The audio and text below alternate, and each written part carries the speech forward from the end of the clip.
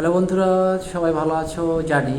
আর এই আজকে তোমাদের সামনে নিয়ে এসেছি আমাদের বাংলাদেশের দক্ষিণ অঞ্চলের যে ভয়াবহ যে বন্যা এখন চলে আসছে। সেই বন্যাতে ক্ষতিগ্রস্ত মানুষের জীবন এবং বন্যার্ত মানুষদের যে হাহাকার সময় পার হচ্ছে, সেই বিষয়টা কে কেন্দ্র করে আমি তোমাদের জন্য একটি ছোট্ট ড্রয়িং করতেছি, যেটা হচ্ছে বন্যার্ত আসলে বন্যা আসলে একটা এলাকার কীরকম পরিস্থিতি হয়।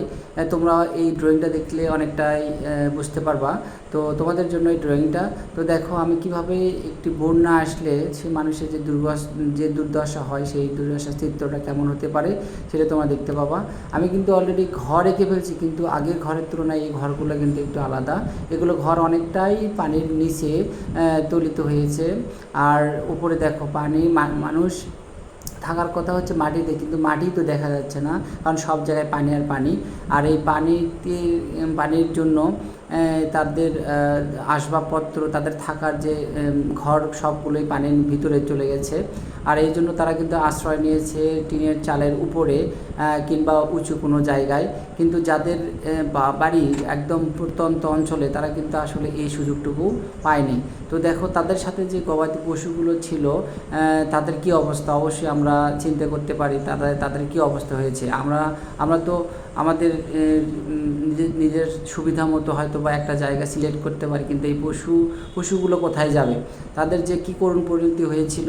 তো দেখো এই গরুগুলা কিন্তু তারা গলা পানিতে তারা কিন্তু সাঁতরাচ্ছে এবং তারা চেষ্টা করতেছে কোথায় গেলে তাদের এই বাঁচতে পারবে। ঠিক আছে, এই যে অবস্থা, এবং যে গরুওয়ালা সেও আসলে অনেক কষ্টে আছে যে আসলে কিভাবে গরুগুলোকে কোথায় নিয়ে যাওয়া যায়।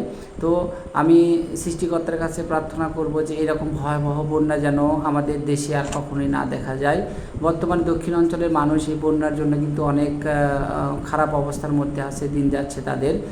তো যাই হোক, আমাদের বাংলাদেশের অনেক মানুষই তাদের সাহায্যের জন্য এগিয়ে গেছেন, এবং আমরা সৃষ্টিকর্তার কাছে অবশ্যই প্রার্থনা করব দ্রুতই যেন এই বন্যা থেকে আমাদের দেশের মানুষ মুক্তি পায় এবং আবার স্বাভাবিক জীবনযাত্রায় ফিরে আসতে পারে।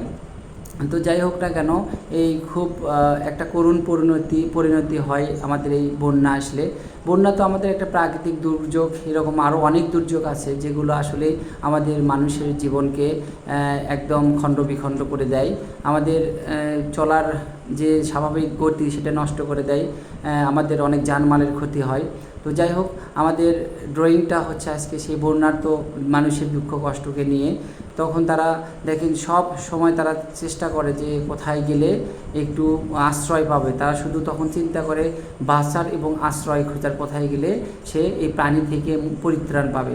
তো এই হলো আমার আজকে ড্রয়িংটা। দেখো, তো সবাই যার যার অবস্থান থেকে সৃষ্টিকর্তার কাছে প্রার্থনা করেন যাতে খুবই দ্রুতই আমাদের এই দেশ থেকে বন্যা নামক যে অভিশাপটা, এটা যেন খুব দ্রুত চলে যায়।